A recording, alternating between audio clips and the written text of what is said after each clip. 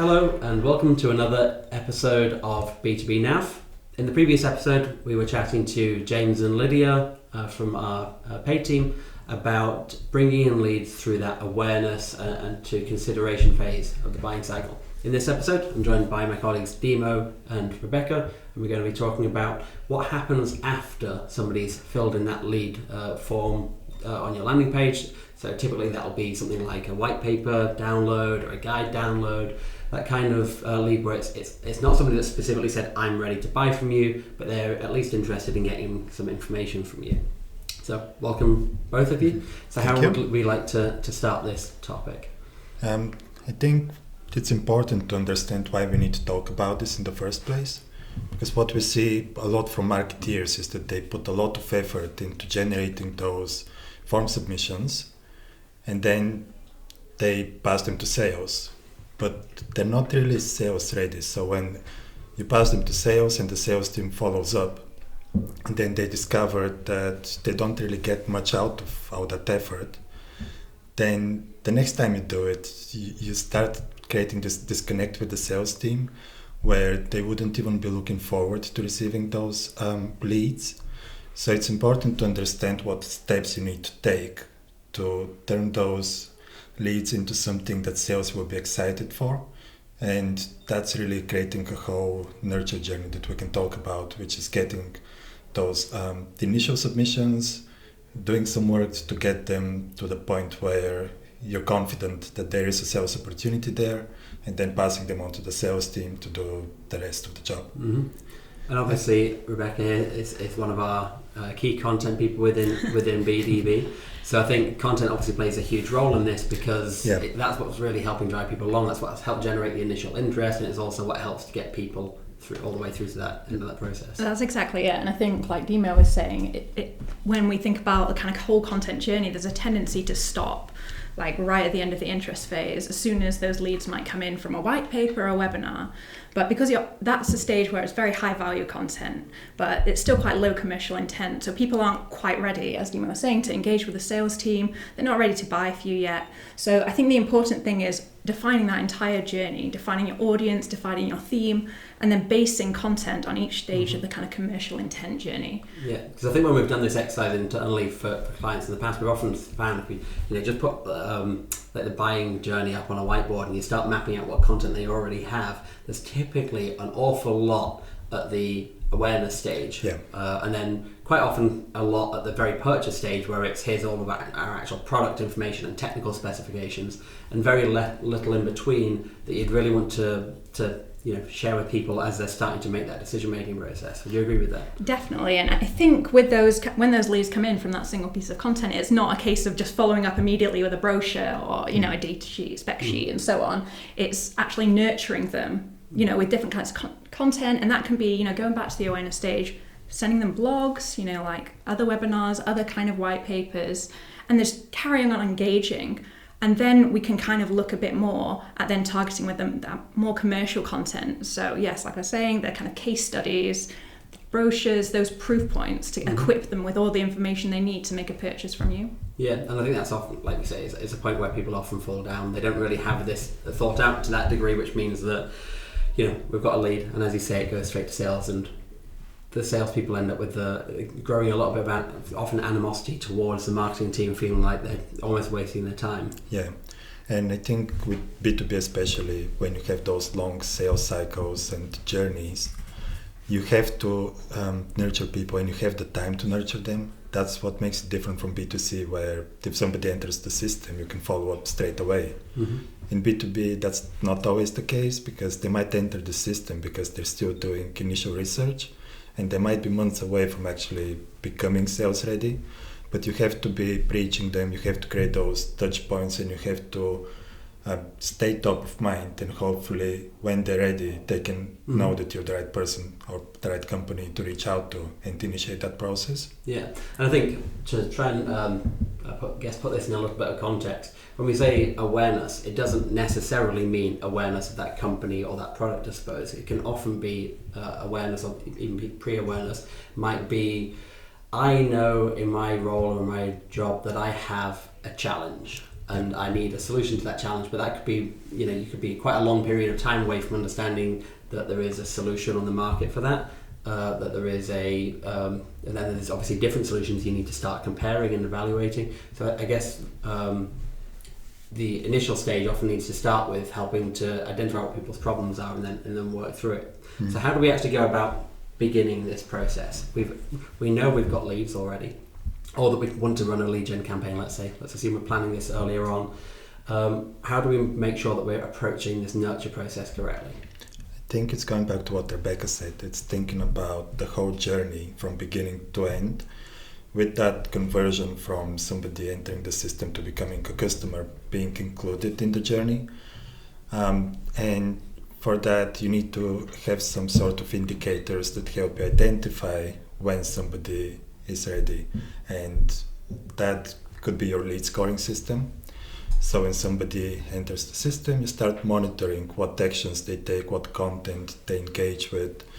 And it's really not all content is equal here, because some content will be far more valuable. Like, we can talk about the content, but I think it's important to know that if they engage with your videos, for example, and all of these videos are sort of educational, it doesn't really matter how many videos they watch, they won't be sales ready. You have to get them towards your more commercial content, and once they start engaging with that, you have to position yourself so they can come to you. But you can also create a lead scoring system where you can monitor and see when they're ready to be passed to sales to do the follow-up, so you can proactively go after them. But then you can't reach out and immediately start selling. I think you need to take a softer approach and start a dialogue where, when they're ready, they can reach out back and you can start selling then. But you can't just see that they've engaged with your commercial content and start selling straight away. Just for anybody that might not be familiar, can you briefly explain lead scoring and how that might work? So that's going back to that user journey. Each action can be given a ranking, and usually you have a score out of 100. Once you reach 100, that means that you're ready to be passed to sales. That's like a very well qualified lead. And that's typically done through marketing automation systems. I think pretty much every system has something in place to help with that. So the likes of Pardot, Marketo, HubSpot, all those will help somebody with their lead scoring process. Yes. And then each action on your website typically, but it can extend outside of your website with emails and other communication systems.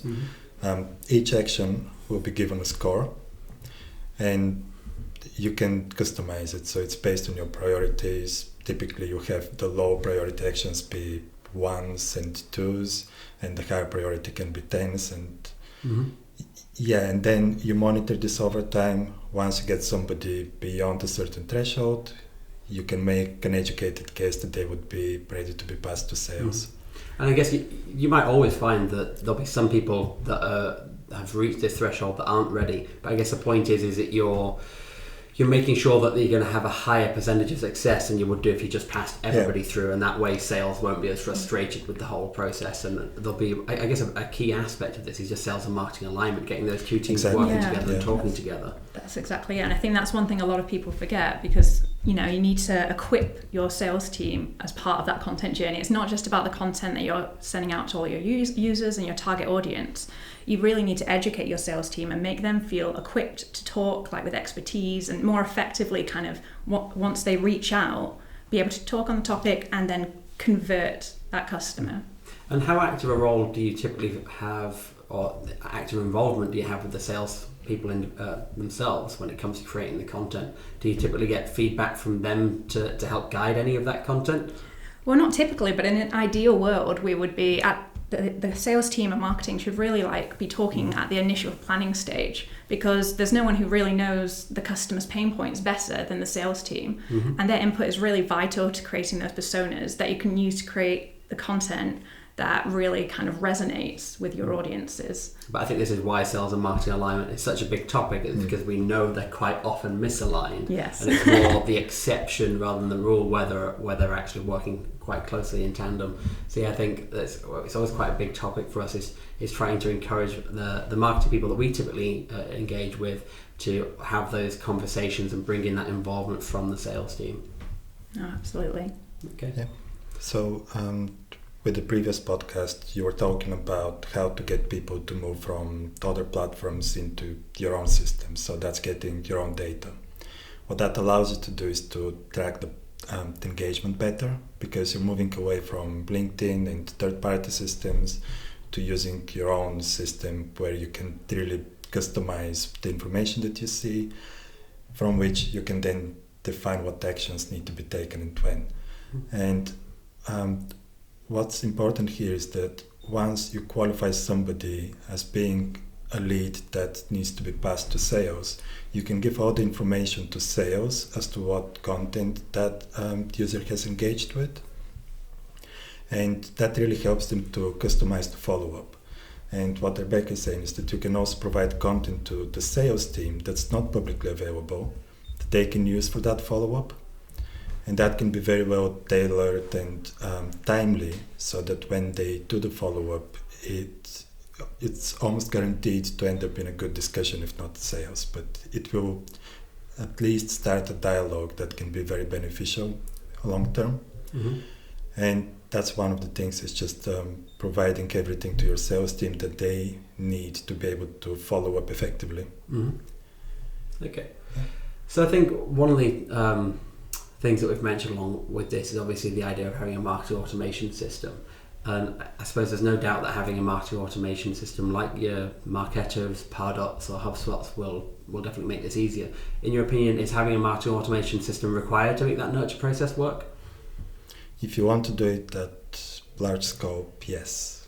If you only have one campaign and relatively small business, I think you can do it without the marketing automation system.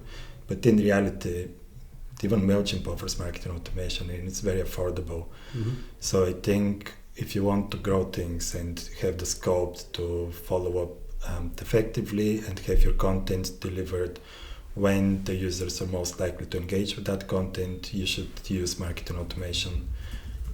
Yeah, and I think that's a very good point, because I think when we start talking about some of the three systems that we've mentioned there, they're all quite expensive. So depending on the size of your organization, many large organizations will already have that sort of software.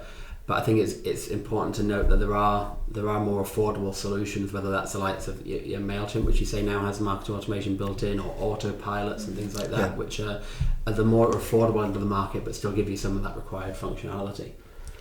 I think one of the other important points, which I think I've seen put people off in the past, is that when we start talking about creating nurture journeys and creating marketing automation journeys and creating all this content, and you start thinking about the size of some of your clients' businesses, the amount of campaigns they have going on, and the amount of content that would need to be created, it seems like a very sizable task. How would you recommend companies start going about this if they've never touched it before and it's something they're interested in, but they don't want to have a 2-year process to plan everything out? Well, I think if we look at kind of different content frameworks, one, for example, we use is Hero Hub Help. And you kind of start with this kind of hero piece of content, and then you have these different streams that are kind of solving customer pain points and pushing content out on a more frequent basis. And with the beauty of this kind of framework is you can use that hero piece to repurpose into a lot of other pieces. So it's not a case of really starting everything from scratch. It's really kind of an effective way to build out content quickly and all thematically as well, because I think that's really important, especially when we talk about segmenting our audience, because we need to be sure that we're reaching them with the same topic and not coming at them out of left field with something completely different that might kind of switch them off or make them go cold again. Yeah, that makes sense. And also, if you have somebody who's entered the system because they were interested in the educational content, you can't just instantly switch to talk about your commercial and product content, because that's a big disconnect, because that's not the reason why they joined in the first place.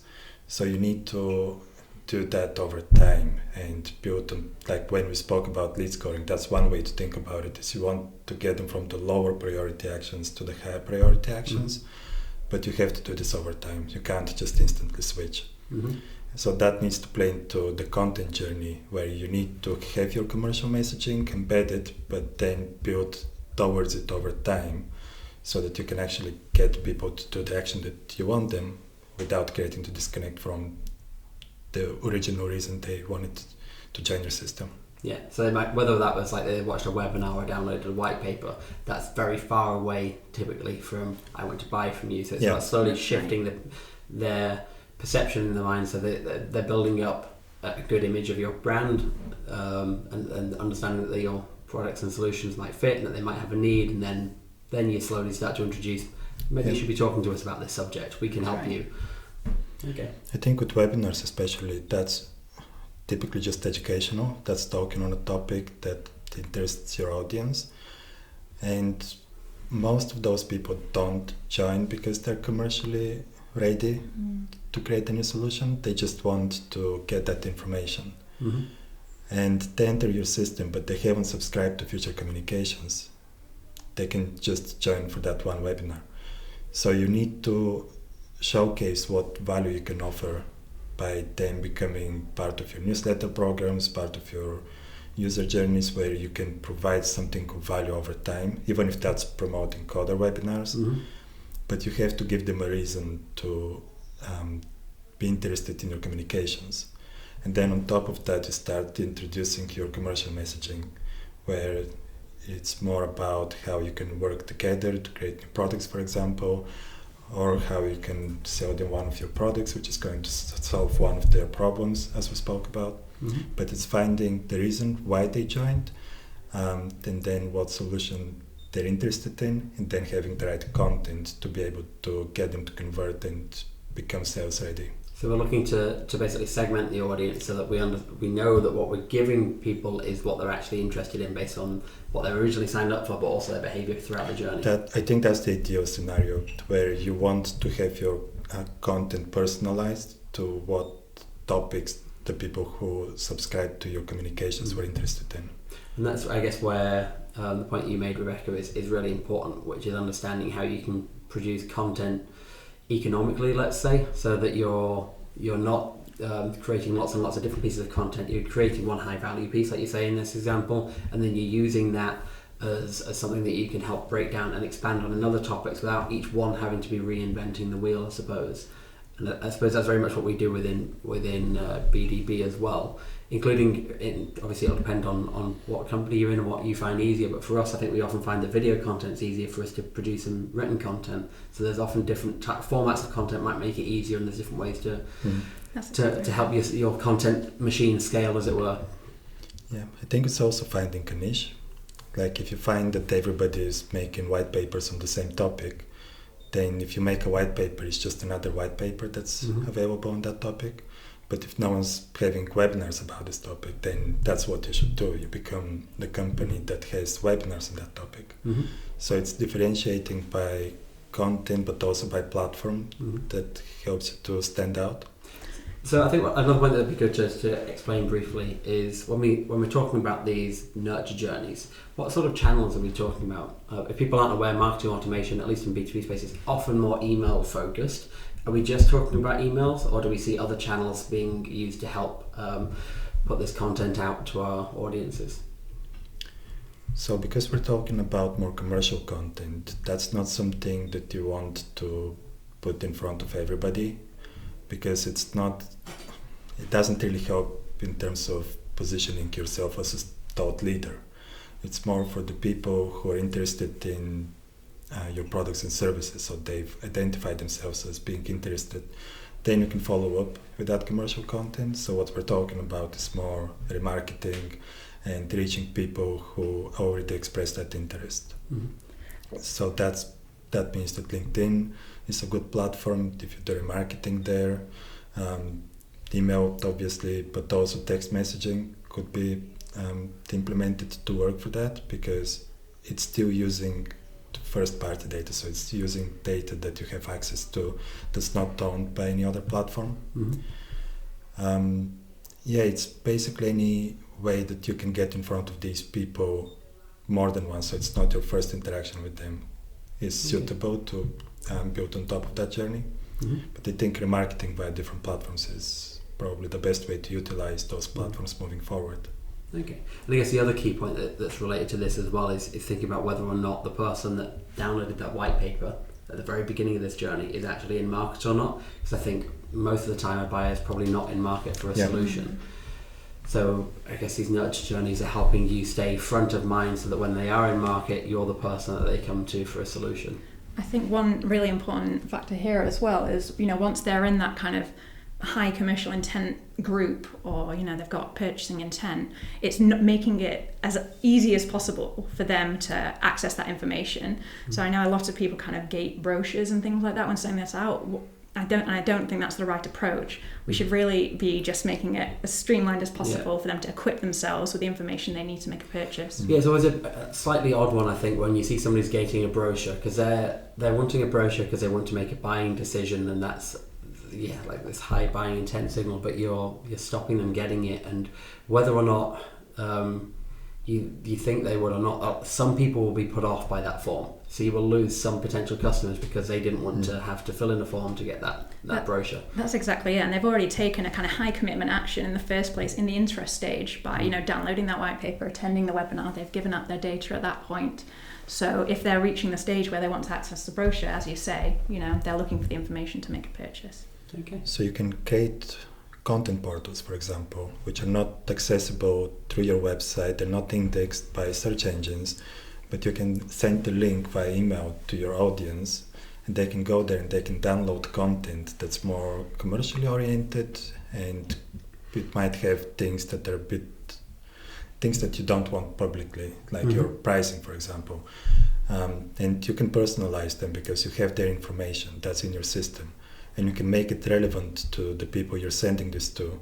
And you don't have to gate anything there, because if you have the right system in place, you can see what content they engage on that page. Okay. And then that can inform your lead scoring, and then it can also inform your follow-up, because you have all that information accessible.